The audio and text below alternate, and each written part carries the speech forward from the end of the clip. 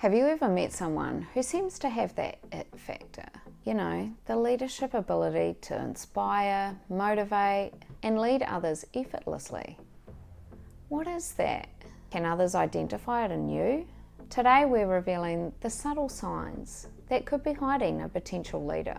My name is Nikki and I've been in leadership for over 17 years, going from leading just 2 people to leading leaders of large teams. And while there is no definitive formula, certain behaviours and qualities often indicate a person's leadership potential. I have definitely seen subtle signs that can really highlight that there is a leader hidden there somewhere, and that someone has the ability to lead others and stay till the end to hear the one thing that for me absolutely has to be there. Or even if they have absolutely everything else, I wouldn't hire them as a leader. The first one is about natural inquisitiveness and curiosity. Don't get me wrong, people who ask a lot of questions about absolutely everything are annoying. This is about somebody's own curiosity, to encourage them to proactively look into things, research and listen to information to satisfy their own curiosity.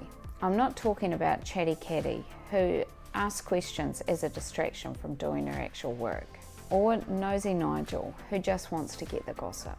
I'm talking about the individual who sees something slightly off about the production line and looks into the output stats themselves proactively and discovers that one of the belts is running slightly off from the rest of the production and it's putting output behind. Or the person who is really interested in getting a leadership role, so listens to podcasts and videos on their own time to get information on what a leadership job is really like, to ensure they actually really are interested in it before they start asking for advice. The second sign is problem solving and critical thinking. Leadership often requires you to think on your feet and create possible solutions to problems. Often everyone is watching too, as you think about what these solutions could be, so there can be a little bit of pressure around this. And if you want to understand how important it is to conduct yourself in a way that is really mindful of the fact that everyone is watching you as a leader, check out the video linked on my screen.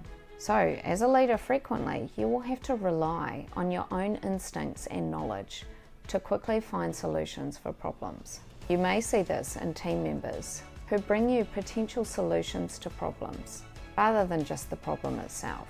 You'll know the problem carriers, the ones who can list a litany of complaints about an issue and can find a number of problems with potential solutions in a way that is not super helpful. It's actually really annoying. And you'll also know the ones who always bring you ideas for solutions to problems every time they come to you to seek your input. Or at least they bring a really positive attitude and an eagerness to help solve a problem. Now, if you are finding this video helpful so far, please subscribe and don't leave me feeling like I'm talking to myself. And I do have some really good videos coming up, so make sure you hit that notification bell too. The third sign of a potential leader is someone who has the ability to adapt and change without any drama. We can all adapt and change, but some people take a lot more work. Convincing, talking it through, listening and encouraging. Whereas others, well, they just get on with it.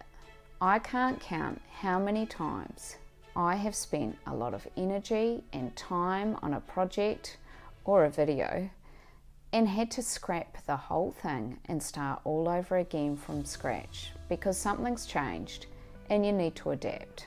This happens all the time, and if you are a good leader, you're prepared for it, and you can adapt and change without making it out to be a really big drama. It also takes a little bit of determination within yourself so that you can overcome the little voice that is telling you, oh my goodness, you've just done so much work on this, don't change, and shut that up and keep going.